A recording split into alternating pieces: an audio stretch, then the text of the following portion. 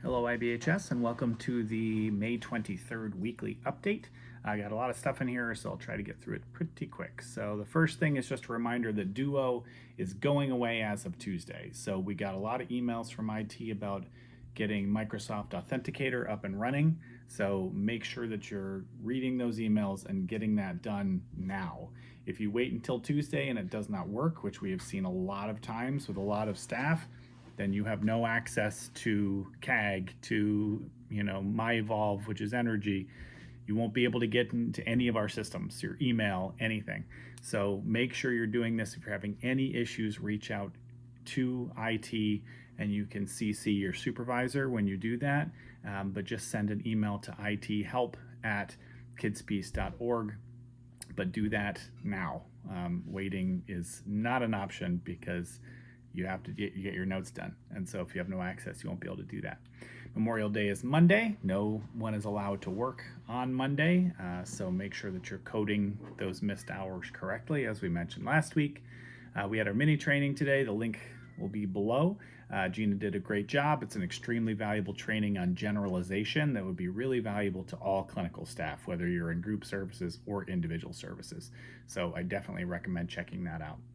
A reminder about releases. Okay, so for any client, if we're going to talk to anyone, we need a release that has to be valid. So it has to be less than a year old.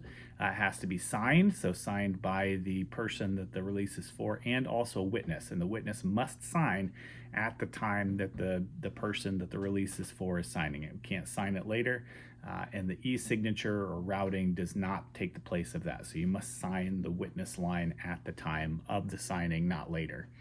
And all staff, we really often have the office kind of prepare these and send them out, but all staff should know how to generate a release, because if you show up at a house and it's someone new, a babysitter or, an aunt or something watching them, then we have to get a release signed at that time, or else you can't be, delivering services.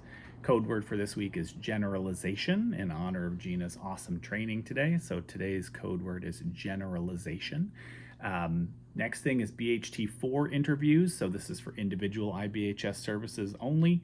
I know we've talked about this a little while ago, but we're ready now to do some interviews. We'll be holding those in June. So if you are interested in a BHT4 position, make sure that we know about that as soon as possible. So send an email to myself and your supervisor just so that we know that you'd like to be considered, and we'll make sure that you get that interview. This note is just for Bethlehem individual. Our file room is finally getting a new carpet on Monday, June 2nd, which means that we will not be able to use that room that day. And between now and then, there's going to be times where stuff is being boxed up, computers are being removed. So there's no guarantee that between now and June 3rd, when everything is done, that you will have access to those computers or workspace. ABA tips of the week, you get 2. So the final myth, the final 5 myths of ABA. The myth is, if something is motivating once, I can always use it as a reward. And of course, I wish that were true, but it is not true. We must be constantly doing preference assessments. Not even every day, like for every activity, we should be checking, is this motivating for them for this? So what do you want to work for now, as opposed to what do you want to work for today, or what do you want to work for this week or forever? So constantly doing those preference assessments, and always thinking about, are our reinforcers effective? Should be constantly on our minds. Your bonus tip is, we're once again seeing client had no behaviors, client exhibited 0 behaviors, client did a great job, they had no behaviors. Okay, so someone who has no behaviors is dead. Breathing is a behavior. There's thinking is a behavior.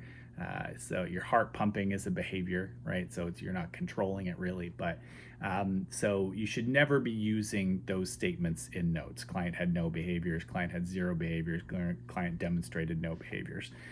Instead, what you're really saying is that client had no problem behaviors, right? So we want to make sure that that's what you're saying. I know I'm running up. I got a lot of time this week, but we had a lot of things to talk about. Thanks for everything you guys do. It's been a really hard month.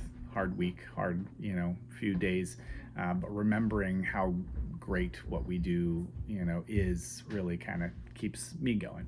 Shout outs, Janelle and Leia at After School. I saw them in their room. They were killing it. Everybody was smiling. Everybody was happy.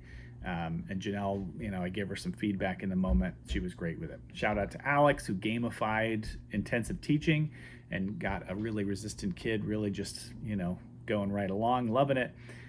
Lauren in Bethlehem, getting a client to talk about their feelings and about coping skills, which usually causes a tantrum, but really, ran smoothly.